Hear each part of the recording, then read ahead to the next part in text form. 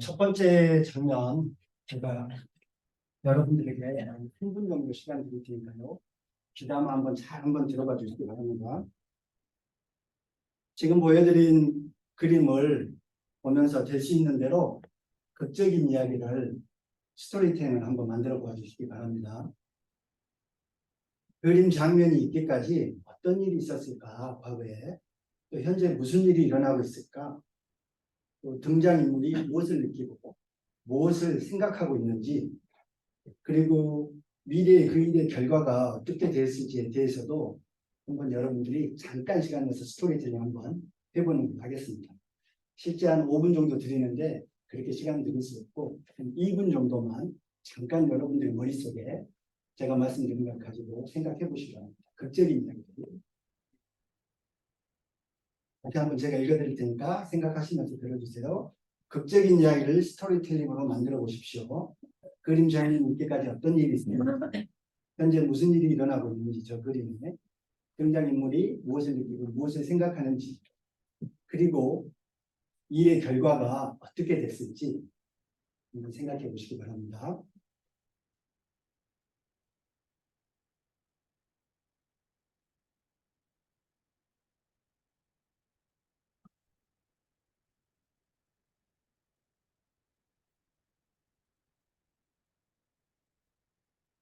물어볼 수 있으니까 아무 생각 안 하고 있으면 안 돼요.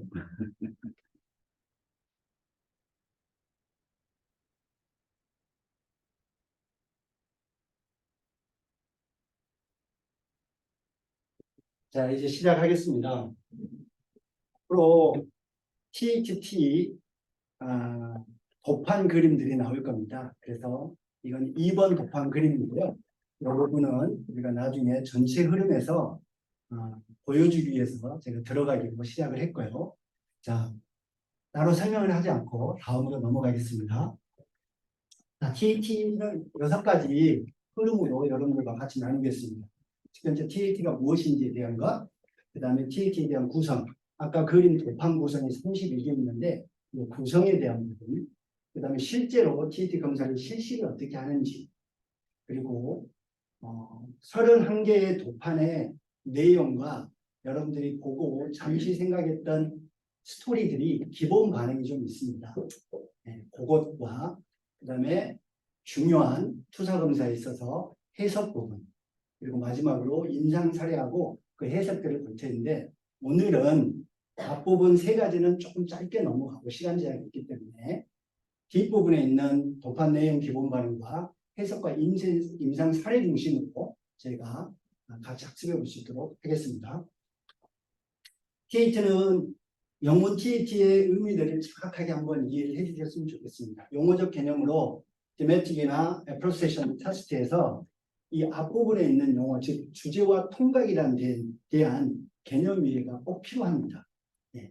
그래서 추후에 투사검사, 다른 로시아 검사가 있는데 로리샤 검사가 있는데 이 시간에는 그것과 비교해서 검토하지는 않겠습니다. 그러나 추후에는 한번 우리가 TAT와 로리샤의 검사 비교를 하면은 유익한 시간이 될 것 같습니다. 다음, TAT는 기본적으로 도판을 보는 개인의 특유의 심리적 과정을 통해서 모호한 대상을 지각할 때 독특한 해석을 한다, 이렇게 생각하시면 될 것 같습니다. 특징으로는 대인 관계상의 역동적인 측면을 파악하는 데 유용하게 사용될 수 있는 검사입니다. 특별히 인물들이 등장하는 게 로시아하고 좀 다른 점이고요. 모호한 내용의 그림 자극을 제시하고 그에 대한 스토리텔링을 구성해 보도록 하는 게 이 도구의 활용법입니다. 이 과정에서 개인의 과거의 경험, 상상, 욕구, 갈등들을 잘 이렇게 투사를 해서 이를 통해서 성적인 특정 면이나 또는 발달적인 배경, 상호관계의 역동성들을 살펴보는 겁니다. 발전은 TAT를 개발한 모레이하고 몰간이 있는데 이 부분은 책을 통해서 좀 볼 수 있었으면 좋겠고요. 다음. 특별히 TAT 발전에 있어서 아동용도 개발이 되어 있습니다. 그 부분은 아이들이 인물보다는 동물들의 훨씬 더 친밀함과 친근감을 가지고 있기 때문에 그 부분이 좀 첨언되어져 있다. 이 정도만 알고 넘어가도록 하겠습니다. 자, 이론적 가설에서 통각과 주제에 대한 개념 정리를 꼭 이해하고 이 검사를 유용하게 활용했으면 좋겠습니다. 통각이라는 개념은 개인이 외부 대상을 인지하는 과정에서 대상에 대해서 공통적인, 아까 그 도판을 보고 유사한 공통적인 여러분들이 상상을 하실 수 있는 것들이 있습니다. 그런데 이 부분에 개인이 가지고 있는 선행 경험, 이 선행 경험이 있는 게 굉장히 중요한데 각자가 선행 경험에 의해서 그 지각한 요인들을 결합하고 작용해서 각자가 개인 피검사자 각자가 그것들을 지각하고 이해하고 추측하고 상상하는 겁니다. 그걸 통해서 이 통각작용은 피검사자의 주체의 조건에 의해 의존하기 때문에 주체의 정신들이 잘 반영됩니다. 수사된 것들이. 그래서 그런 의미에서 이 통각에 대한 의미를 개념적으로 이해를 해주셨으면 좋겠고, 주제는 이 공상 내용에 있어서 개인의 내적 욕구와 환경의 압력 간의 관계에 있어서 개인이 그 환경과의 통일, 즉 개인이 그 환경에 아까 그 도판에 잘 녹아 들어가서 하나 되는 것들을 발견하는 과정이 필요합니다. 그리고 그걸 우리가 발견해서 실생활에서 생기는 일에 대한 역동적인 구조를 파악할 수 있습니다. 그게 이 주제적인 의미고, 이 의미는 피검사자의 스토리텔링이 있어서 추후에 다룰 우리가 해석상에 있어서 개인의 욕구와 환경의 압력 간의 관계를 이론적으로 고찰할 필요가 있다고 생각되어집니다. 넘어가겠습니다. 학자들에게는 세 가지 정도가 있는데요. 모레이에 대해서는 기본적으로 개인의 공상 내용, 즉 통각 적용을 통해서 도출한 결과에 대해서 매우 유의미하게 발견한 사람인데, 내적 욕구하고 환경적 압력, 앞으로 압력과 욕구에 대한 용어가 계속 나오거든요. 꼭 기억해 주시면 좋겠고요. 그래서 그 개인과 그 환경에 도판 내에 있는 환경의 통일이 실생활에서 생기는 일에 대해서 역동적인 상호관계를 구조적으로 파악하는 작업입니다. 또한 피검사자가 자신의 경험을 그림에 등장하는 인물이나 환경에 투사를 많이 합니다. 그래서 그 투사를 통해서 우리가 그 검사자의 개인의 발견들을 성격적인 부분이든 아까 발달적인 부분이든 상호작용 관계에 대해서도 같이 볼 수 있는 것입니다. 벨락은 다른 부분보다도 이 통과 과정이라고 했는데 TAT의 반응, 아까 도판을 보고 본 반응은 순수한 지각 과정이 아닙니다. 아까 말한 대로 개인의 선행 경험에 의해서 지각이 왜곡돼요. 우리가 상상하는 거죠. 그 도판을 보고 그리고 그것에 대한 공상적 체험이 혼합되어서 전체적인 통각 과정이다 라고 보는 주장을 하고 있고요. 특별히 벨락은 이 통각의 개념을 전체 개인뿐만이 아니고 사물 환경에 대한 투사적을 포괄적으로 바라보는 시각을 갖고 있는 학자입니다. 다음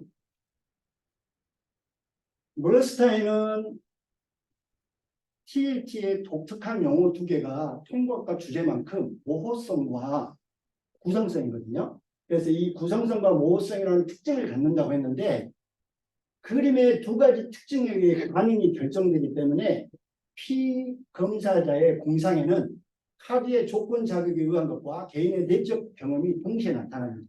그래서 아까 그 도판을 보고 공통적인 개인의 선행 경험이 같이 어우러져서 발생한다는 것을 기억하고 있으면 좋겠습니다. 그래서 이 도판 내용을 보면은 평범 반응 또는 기본 반응이라고 해서 보편적으로 피검사자들이 느끼는 반응들이 있습니다. 그에 더불어서 개인의 특유한 역량을 포함한 내용을 구별하기 위한 도판에 대한 설명이나 또 그 도판에 대한 평범 반응을 검사자가 기본적으로 숙지하고 있어야 됩니다. 그래서 그 평범 반응과 개인의 선행 경험의 독특한 부분들을 어떻게 표출해내는가를 발견하는 것이 굉장히 의미 있다라고 몰스타인은 보고 있습니다. 자, 이제 두 번째 도구의 구성이 들어가는데요. 이 부분은 간략하게 설명하겠습니다. 말씀드린 대로 31장인데 그 중에 한 장은 백지입니다. 그리고 각 카드 뒷면에는 남자, 여자, 그 다음에 소년 소녀 각 영어 이니셜을 따서 BM MF BG 이렇게 구별을 곱한 뒤에 표기되어 있고 한 장 중에 그 피검사자는 공통적으로 10장의 검사를 실시를 합니다. 통상적으로. 네. 그리고 연령과 성별에 따라서 이 10장을 하는데 다르게 두 번을 합니다. 그래서 총 31장 중에서 한 번은 10장, 그 다음에는 10장. 그런데 이 간격이 나중에 하루 정도 두고 하는 경우가 많습니다. 다음. 실시간 유의사항, 이거는 실시간이 아니고요. 실시하는 사이의 유의사항입니다. 이 TAT 검사 실시하는 그 사이의 유의사항인데, 말씀드린 대로 첫 회계에는 1번부터 10번, 두 번째 회계는 11번부터 20번 카드를 사용하고요. 특별한 이유가 있을 때는 9개에서 12개 정도로 단축해서 검사를 실시하기도 합니다. 한 번에는 약 1시간 정도, 그러니까 10장이니까 약 5분 정도, 50분 정도에서 60분 정도라고 생각하시면 되겠고요. 두 번의 해결이 걸쳐서 시행하고, 이 검사에서 투사검사의 모든 검사가 동일하지만 특별히 투사검사는 납포 형성이 중요하고 우리 상담 심리에서 매우 중요한 의미부여를 하고 있기 때문에 이 부분이 형성될 때, 그래서 실제적으로 피검사자가 정신적이든 또는 신체적이든 피로감이나 이 릴렉스가 완전하게 좀 있는 상태에서 검사하는 게 바람직하다고 합니다. 첫 번째 검사 회계 지시문이 있습니다. 이 지시문은 제가 아까 2번 도판이라고 한 그림을 그대로 제가 읽어드립니다. 이것은 참조해 주시면 되고요.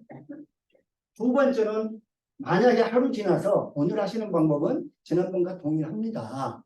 단지 좀 더 자유롭게 상상할 수 있도록 해보세요. 마음껏 상상하세요. 이 정도의 지시문이 있는데 일종의 표준 지시문이라고 생각을 합니다.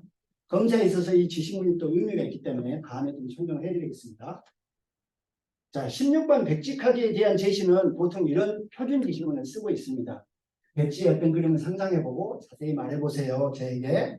그 다음에 피검사가 지시에 잘 따르지 않는 경우가 있을 때는 눈을 감고 무엇인가를 상상해 보십시오 라고 릴렉스하게 피검사자들의 심리적인 마음을 좀 안정시켜주는 게 필요합니다.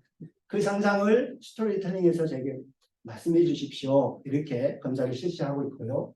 중간 질문과 종결 질문이 있는데요. 대체적으로 이 중간과 종결 질문은 초심자는 할 필요는 없는 것 같아요. 이 부분에 조금 더 설명을 해드릴게요. 특별히 유의사항을 넘어서서 주의사항의 TAT 검사에서 다른 검사하고 유사한 것도 있겠지만 검사자는 가능하면 아까 말한 표준 지시문 이외에는 아무 말도 하지 않는 것이 좋습니다. 두 번째는 질문을 하지 않습니다. 그러니까 검사자가 앞서가서 자꾸 질문을 하게 되면 방어적인 해석을 끌어낼 수 있기 때문에 자유로운 상상을 하기 위해서 질문을 하지 않는 원칙을 가지고 있기 때문에 이걸 매우 중요하게 생각하고 있고요. 그래서 피검사가 세부사항을 가끔 질문할 수 있어요. 이게 뭐예요? 라고 할 때는 아래와 같은 표준 지시문을 읽어주시면 되거든요. 즉 하고 싶은 대로 하시면 됩니다. 떠오른 대로 이야기를 말씀해 주십시오. 이렇게 방향을 제시를 하는 게 좋겠습니다. 자, 이제 세 번째 도판 내용과 기본 반응인데요. 여기에서 31장을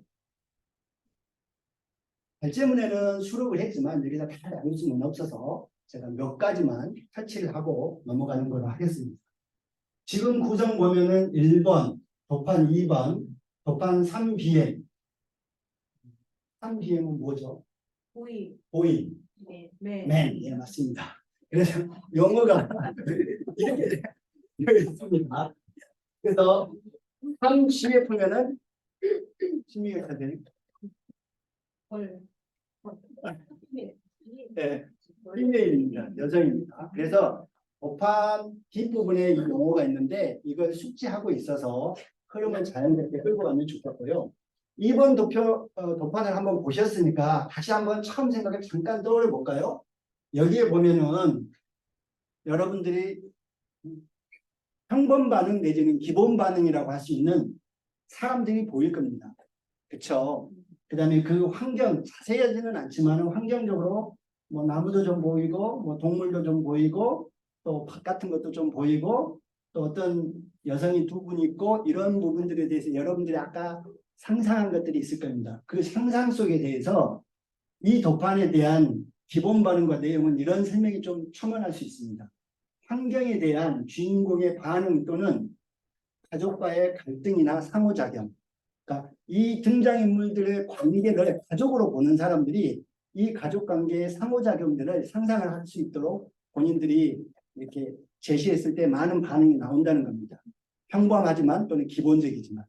그리고 좀 더 들어가면은 거기에 뭐 성적 갈등이나 또는 뭐 임신이나 잉태 이런 부분들이 우측에 있는 여인을 보고 그런 상상을 해서 또 나름대로 스토리텔링을 한다는 겁니다. 그래서 각자의 스토리텔링들이 이 도판들을 보고 각자의 이야기들을 만들어내서 그것들을 끌어내는 과정. 그래서 검사자가 잘 길어내면은 그분에 대한 여러 가지 성격적인 특질, 여러 가지 발달적인 부분, 등장인물과 환경과 아까 욕구와 압력이라고 했는데 그 사이 상호관계들을 파악할 수 있습니다. 자, 다음 지금 도파는 4번, 5번, 6번 BL, 6번 GF 이렇게 나오거든요. 예. 4번 같은 경우 보면은 여자와 남자의 모습을 기본적으로 관계를 어떻게 보느냐에 따라서 다양한 스토리가 형성이 되고 여러분들의 상상력에 따라서 그 피검사자들은 보편적인 기본적인 반응도 있지만 상상을 초월한 관계로 상상을 하곤 합니다. 어떤 사람은 이분들이 결혼 관계로 볼 수도 있고 또는 불륜 관계로 볼 수도 있고 또는 뭔가 돈 떼어먹고 도망가는 남자를 잡아가는 것도 있고 다양하겠죠. 근데 그것들은 각자의 상상력에 따라서 그 스토리텔링이 구성된다. 그런데 이 부분의 보편적인 어떤 반응에 대해서는 결혼생활 적응 문제나 여성이나 성에 대한 피검자의 태도와 지각들을 발견할 수 있다고 합니다. 다음 7BM부터 8GF까지가 있는데 자, 여기서 7BM을 한번 보도록 하겠습니다. 여기서는 젊은 남자와 늙은 남자에게 조언을 구한다. 공통의 관심사에 대해 논의다. 이게 기본 반응이라는 거예요.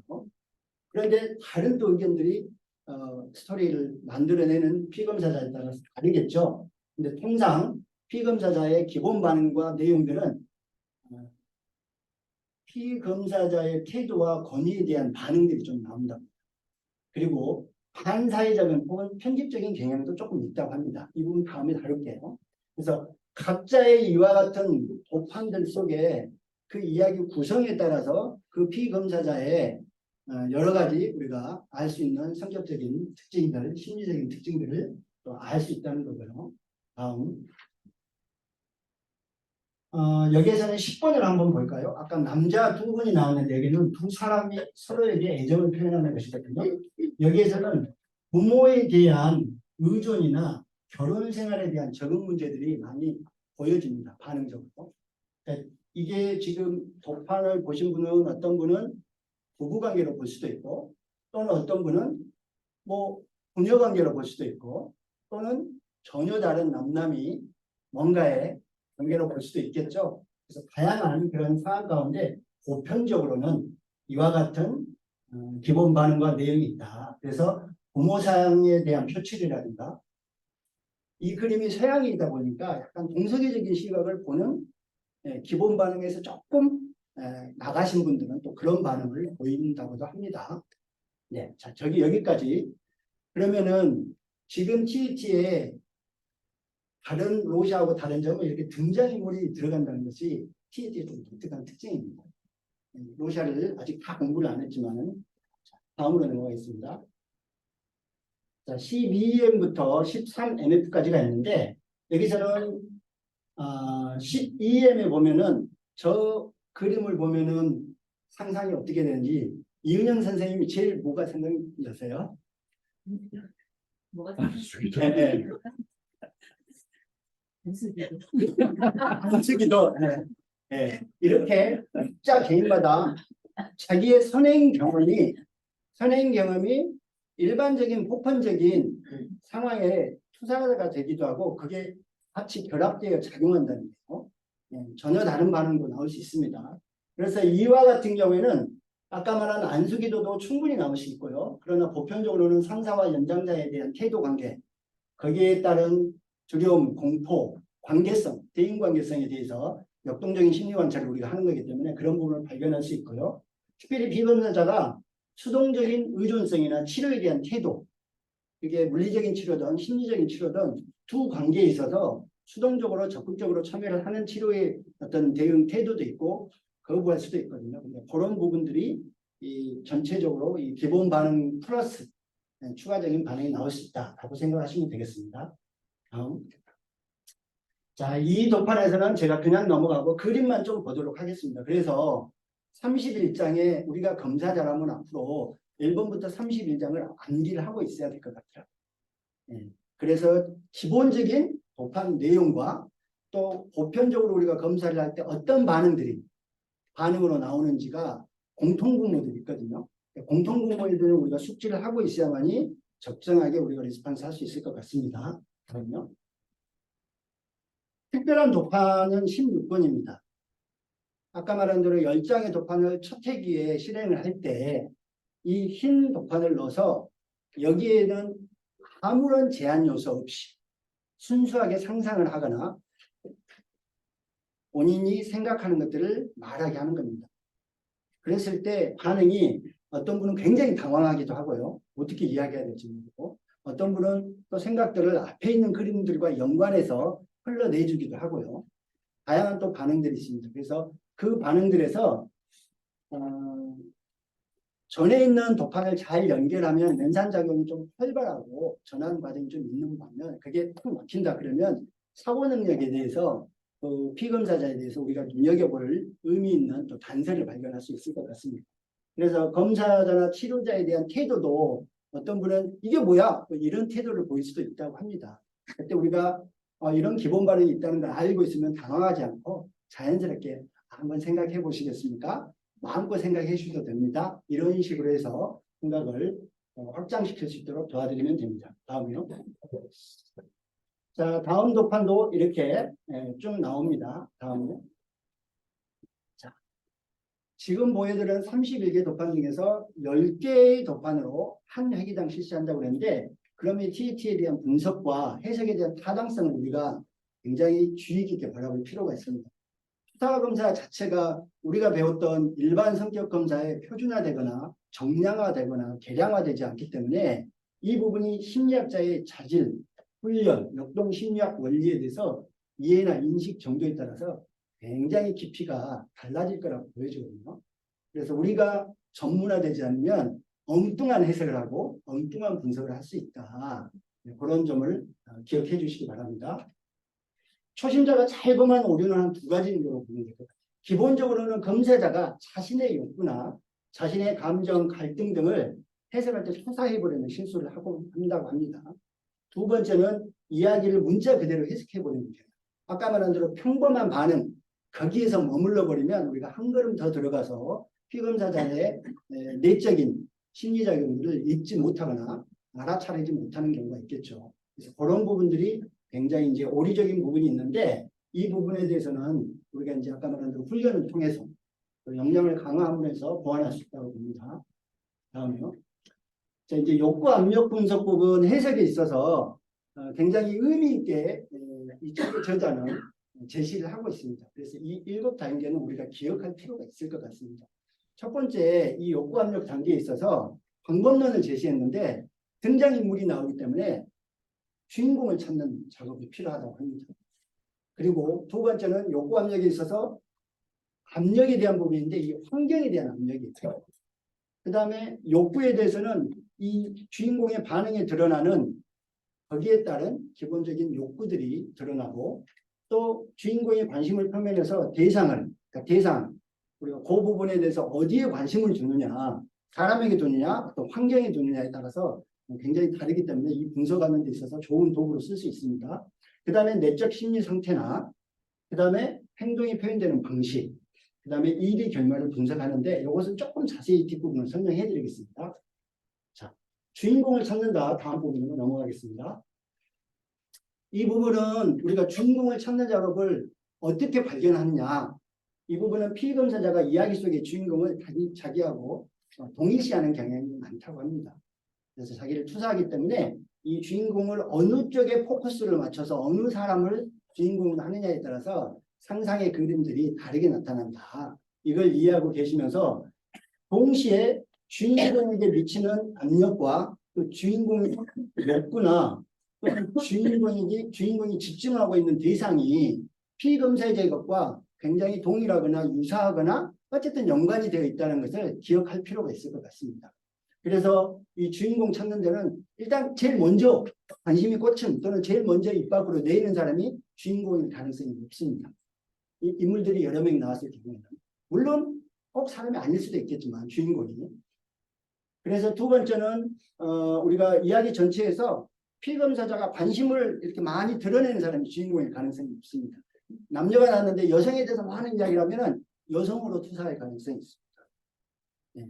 또한 중요한 행동을 어떻게 이렇게 이끌어 가느냐 그 입장에 대한 중요한 행동 인물이 피검사자에게 영향을 주는 인물이 주인공일 가능성이 높고요. 그 다음에 이야기를 이렇게 건너뛸 때 이야기를 주도적으로 전환시키는 사람이 주인공일 가능성이 높습니다.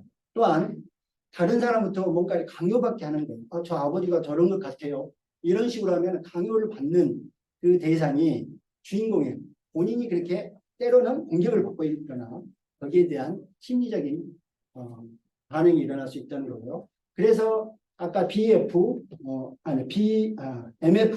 BF, BG 나눴던 것들이 여성과 남성 성별에 따라서 연령에 따라서 또 특수한 상황에 따라서 그 검사지 도판을 결정하는데 주요한 도판들이 있고 주요하지 않는 도판들이 있는 건 아니지만 잘 다루는 11개 도판이 있습니다.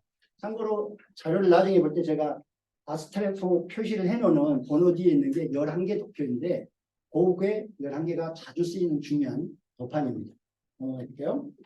자, 환경에 대한 압력 분석은 환경을 어떻게 묘사하고 있는지 그 다음에 환경을 통해서 구조하는 과정에서 환경을 어떻게 바라보고 있는가 긍정적으로 반응할 수도 있고 부정적으로 반응할 수도 있거든요. 그래서 그런 것들을 유추해 볼 수 있다는 거고 특별히 환경 자극은 두 가지로 이렇게 나눠집니다. 일반 환경 자극과 특정한 환경 자극이 있거든요. 자, 일반 환경 한번 보겠습니다. 일반 환경 같은 경우는 주인공이 그 상상의 나래를 펼 때 그 주인공이 어떻게 그 발달에 촉진되는가 이 부분을 우리가 관찰할 필요가 있고요. 두 번째는 환경이 순응하는지 순응하지 않는지 또는 조화를 이루는지 맞서는지 또는 환경에 대해서 만족하는지 불만족하는지 아까 그 도판을 봤을 때 농사하는 일에 대해서 만족하는 주인공이 있을 수도 있고 뭔가 불만이 있을 수도 있거든요. 그거 박차고 나가려고 스토리를 만든 사람도 있고 거기에 순응한 사람도 있고 그래서 그 부분에 대한 환경들을 만족과 불만족 기쁘게 하냐 아니면은 고통스럽게 하냐 그 환경이 또는 방해를 하는 어떤 신체적이나 정신적인 어떤 작동하는 것이 있는지 그런 걸 발견하고 또 풍요로운 환경이냐 그렇지 않은 환경이냐 그거에 따라서 달라진다. 그래서 일반적인 환경론이기 때문에 이 부분은 좀 읽고 이해해 주시면 될 것 같고요. 좀 다루고 싶은 것은 다음입니다. 특정 자극인데 이 특정 자극은 세 분류가 있어요. 도판에서 인물에 대한 인적 환경 자극의 특정한 부분이 있고요. 환경적인 부분이 있어요. 그 다음에 주인공으로 선택한 피검사자의 내적 심리 과정이 있기 때문에 내적 부분이 있습니다. 그래서 이 압력에 대한 부분은 아까 말한 명칭 자체가 이론적으로 압력과 욕구 분석이기 때문에 이걸 잘 우리가 훈련해서 강화시킬 필요가 있는데 이 압력이 인적인 부분의 압력은 한 20개 정도 책자에 나와 있고 그 다음에 환경적인 부분은 한 6가지 정도 내적인 부분이 8가지 나와 있는데 앞으로 이제 좀 더 이렇게 확장되면은 그런 압력의 요소들도 좀 더 세분할 수 있는 우리의 시각이 이루어질 것 같습니다. 그래서 그 부분이 있다는 거 이해해 주시고요. 다음. 우리가 압력에 대해서 욕구 압력 분석에서 욕구에 대한 부분은 압력하고 매칭이 되거든요. 그래서 압력 부분이 있고 욕구 부분이 동일하게 있어요. 공격 욕구가 있는가 하면 공격 압력이 있을 수 있어요. 그래서 그 부분도 조금 연결되어 있는 부분은 우리가 책자에서 한번 자세히 볼 필요가 있겠고요. 특별히 주인공이 다양하게 드러내는 경우인데 이때는 욕구에 대해서는 빈도 부분이 동일한 반복 스토리텔링을 하는 경우가 있어요. 아니면 조금 더 강조하는 아니면 시간적으로 그것을 조금 더 많이 지속시간이 많이 다뤄진다면 그 부분에 대해서도 상당한 욕구가 반영된 거라고 보여지고요. 이 욕구에 대해서는 기본적으로는 사물과 환경에 대한 부분이 있어요. 그러니까 주인공이 활동하는 데 있어서 사물과 환경이 그 욕구를 발생시키는 이유가 되는 게 하나 있고, 두 번째는 다른 사람을 통해서 주인공이 어떻게 활동하느냐 하는 욕구가 있습니다. 세 번째는 다른 사람인데 그 다른 사람의 반응에 대해서 욕구가 어떻게 드러나느냐, 그거에 따라서 이렇게 세 가지 정도 구별이 되고요. 역시 여기도 욕구에는 여기 사물과 상황에 대해서는 한 19가지 정도, 13개 정도 나오고요. 그 다음에 다른 사람에게 대한 부분은 12개 정도 나오더라고요. 그 다음에 끝으로 다른 사람의 행동에 대한 반응을 통한 주인공의 욕구. 저 사람이 어떻게 반응하느냐에 따라서 내 욕구가 달라지는 스토리텔링을 하시는 분들이 계시거든요. 그것들은 또 한 9가지 나오는데 이걸 다 다루기에는 시간이 제한되어 있어서 책자를 통해서 우리가 참조할 수 있겠습니다. 네 번째는 주인공이 관심을 표현하는 대상이라고 했잖아요. 그래서 우리가 관계 흐름에 있어서 상호관계에 있어서 매개체인 대상이 들어올 수 있습니다. 그게 사람일 수도 있고 상황과 환경인과 사건일 수 있거든요. 그래서 그 부분을 반응 내용에 대해서 주인공이 어떻게 그것을 반응하는가를 잘 관찰할 필요가 있습니다. 그렇게 함으로써 사람, 사물 더 넓이는 관념적인 부분도 어떤 주의나 어떤 가치관에 대한 그 어떤 반응하는 그 어떤 모습이 그 대상에 따라 다릅니다.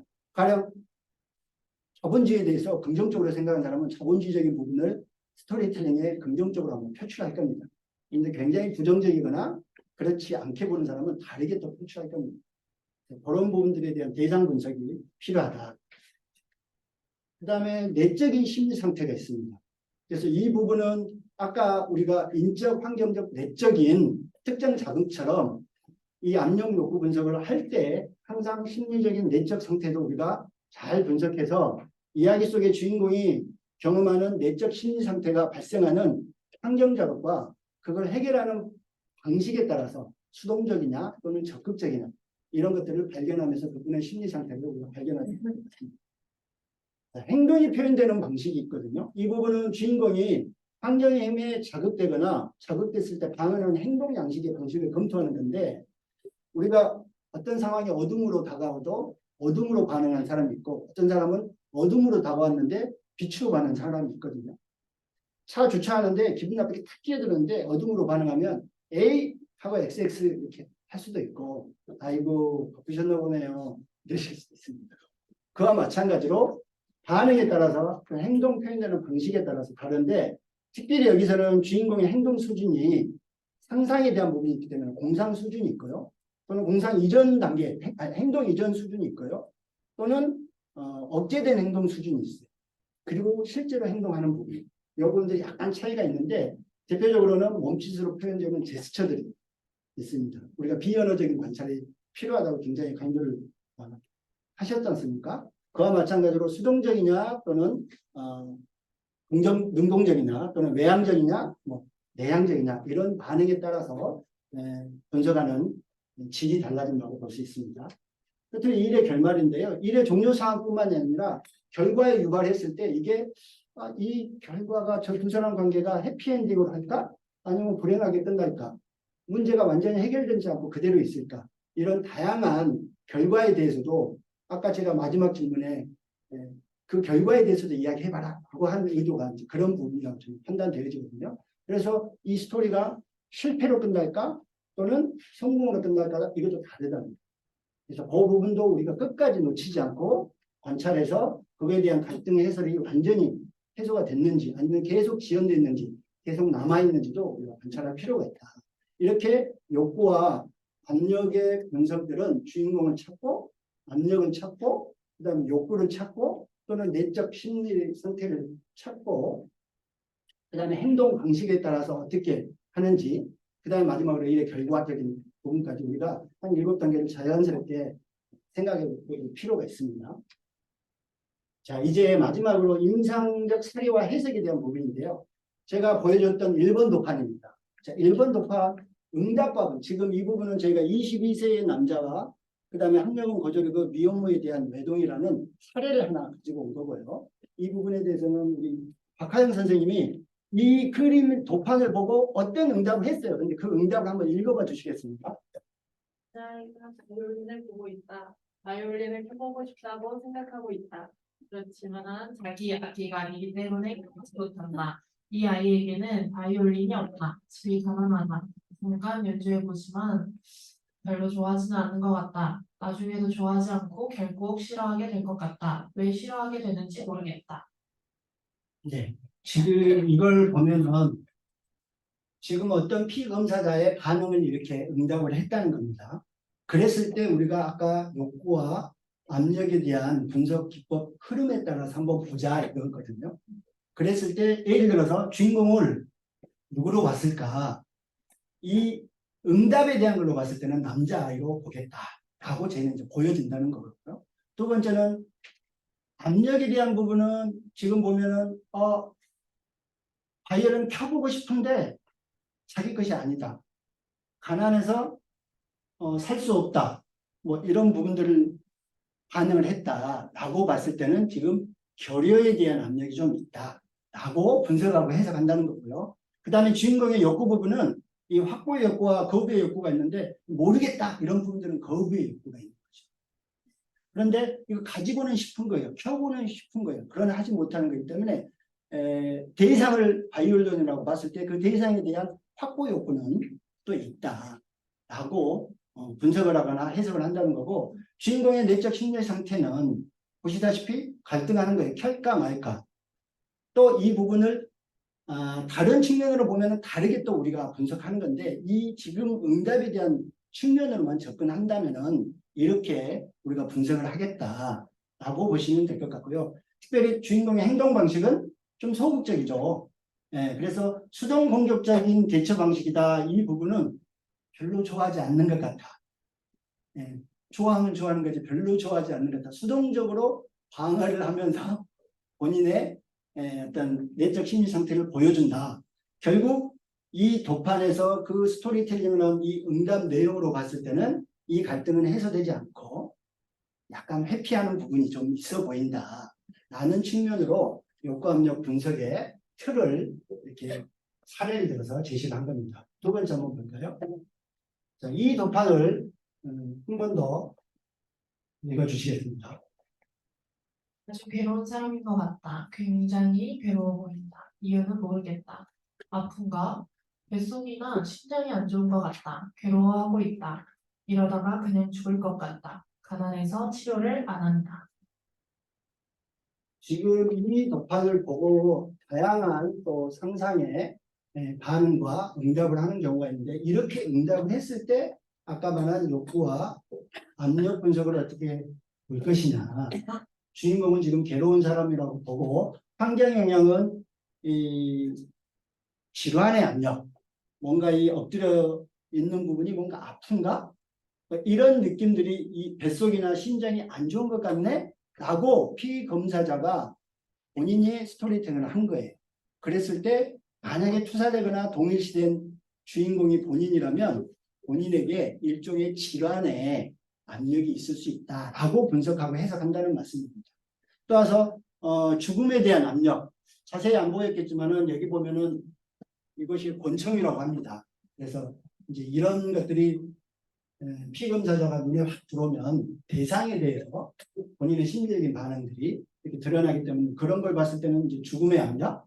그러나 주인공의 욕구는 썩 나타나지 않았다라고 이제 해석을 하는데 뭐 어떤 아주 탁월한 부분은 또 이 안에서도 찾을 수도 있겠죠. 근데 어쨌든 이제 이 응답으로는 그렇다는 거고요.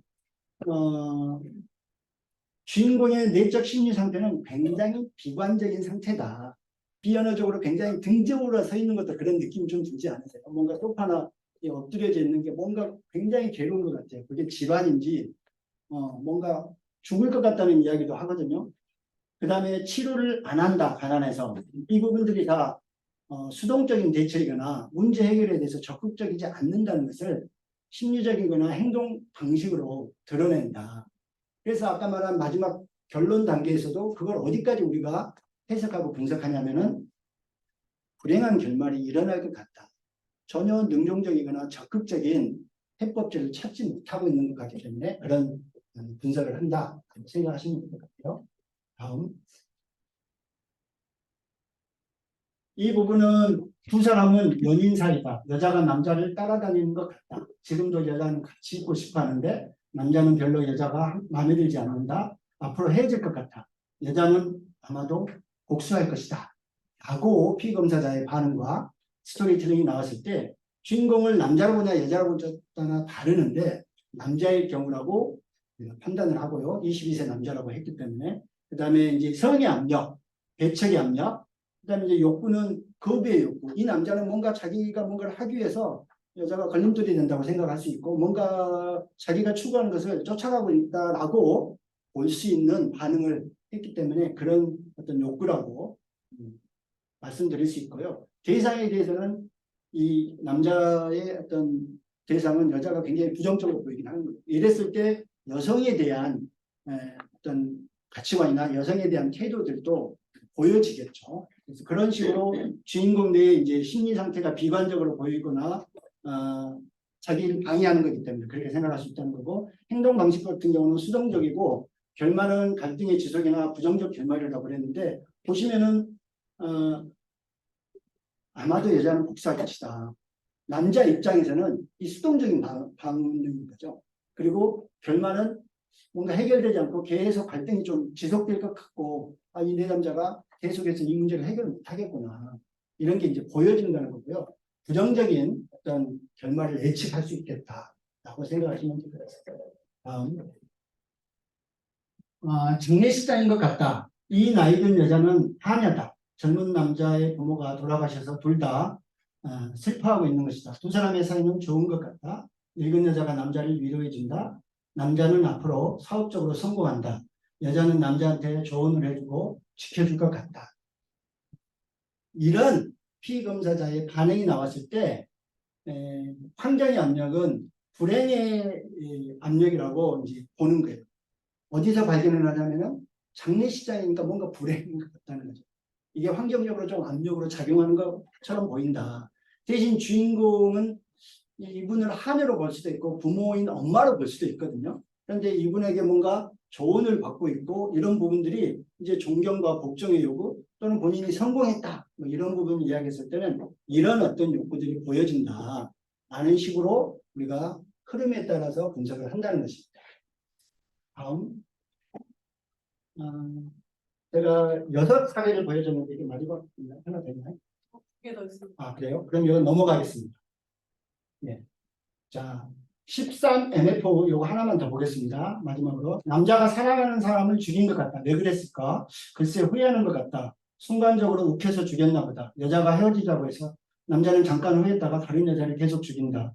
다른 여자를 죽이는 이유는 뭐지? 글쎄 남자가 이상해 보인다. 미칠 것 같다. 여자를 너무 좋아했나 보다.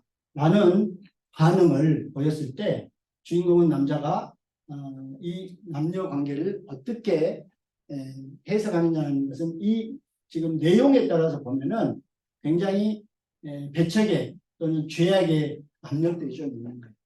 죽은 이유는 모른다고 반응을 했지만 본인이 그리고 이거에 대해서 여성에 대해서 죽였다라고 생각하는 걸로 봐서는 공격의 욕구가 조금 있어 보인다라고 이제 해석을 하는 거고요. 그 다음에 내적 심리 상태는 굉장히 이제 갈등 상태다. 행동 방식에 있어서는 뭔가 이 어떤 뭐 미칠 것 같다부터 해서 자기를 합리화하기도 하는데 사실은 왜 죽였는지도 잘 모를 것 같고 죽은 거에 대한 초점을 맞춘다면 약간 반사회적인 모습들이 보여지지 않냐라고 좀 생각을 하고 결국에 결론은 아무런 결말들을 내기 어렵고 오히려 파국적인 누군가가 죽어버렸기 때문에 그런 부분들도 좀 있지 않을까라고 생각합니다. 다음이요. 법한 16에 대한 응답은 실제로 이것을 적용할 수 없을 수도 있다고 합니다. 그래서 이건 넘어가겠습니다. 자, 반응에 대한 종합 분석은 지금 22세의 남자의 외동아들을 고동인데 이 사람은 전체적으로 우울하고 불행하고 굉장히 비극적인 반응 6가지 도판을 통해서 우리가 2가지씩 비교를 하거든요. 그런데 이제 그 부분이 좀 보였고요. 주인공 태도에서는 환경적인 압력과 자신의 욕구를 해결하기 위한 적극성이 잘 나타나지 않고 굉장히 소극적이고 수동적이고 또 한국에는 굉장히 수능적인 태도를 보였다라고 이제 종합적인 분석을 하는 거고요. 그러면요. 그래서 이게 마지막 장인데 지금 우리가 도판 13BM과 4번, 그 다음에 6BM, 7BM과 13MF를 전체적으로 봤을 때 하나만으로 판단하기는 좀 어려운 부분이 있거든요. 그래서 그런 부분으로 봤을 때 도판 13의 공통적으로 나오는 것들이 자신의 심리 상태나 아까 바이올린 편거 보이시죠? 네. 그 다음에 갈등에 대한 회피하는 태도들이 좀 반영되어 있는 것 같다. 그 다음에 심리적 갈등에 대해서 신체로 대처하는 게 아까 배가 아프다 뭐 이런 것들이 드러나는 것 같다 하고 이제 종합적인 분석을 하는 거고요. 도판사 같은 경우는 남녀의 그 뭔가 떠나려는 것을 붙잡고 하고 있는 모습이었는데 타인의 공격성에 대해서 수동적으로 당하기만 하는 모습, 남자가 주인공이었을 때 나중에 아마도 복수를 할 것 같다 라고 표현을 한 부분에 그런 의미를 분석을 한 거고요. 13MF 같은 경우는 여성에 대한 피검자의 어떤 지각은 매우 부정적이에요. 그게 남녀 관계가 정상적인 부부 관계가 아닐 수도 있고 또 그 여성이 반나치의 약한 상태이기 때문에 이 부분에 대해서 여자에 대해서 공격성이 많이 드러나 보이기도 하고요. 그래서 여성에 대한 적대감과 함께 피해의식을 동시에 느낄 가능성이 있습니다. 이런 것들을 종합적으로 또 두 가지를 비교해서 공통적으로 2번 이상 나왔을 때 그런 판단을 하는 거고요. 마지막 피검사자에서 6BM과 7BM에서는 부모와의 심리적 유대 관계를 그 남녀 관계, 한이라고 했는데 부모 관계로도 볼 수 있기 때문에 그런 부분을 파악할 수도 있고요. 그 다음에 남자 두 사람이 이렇게 상의하는 부분 같은 경우는 아버지나 어머니 상에 대해서 어머니 상에 대해서 뭔가 해결되지 않는 의존 요구들도 있어요.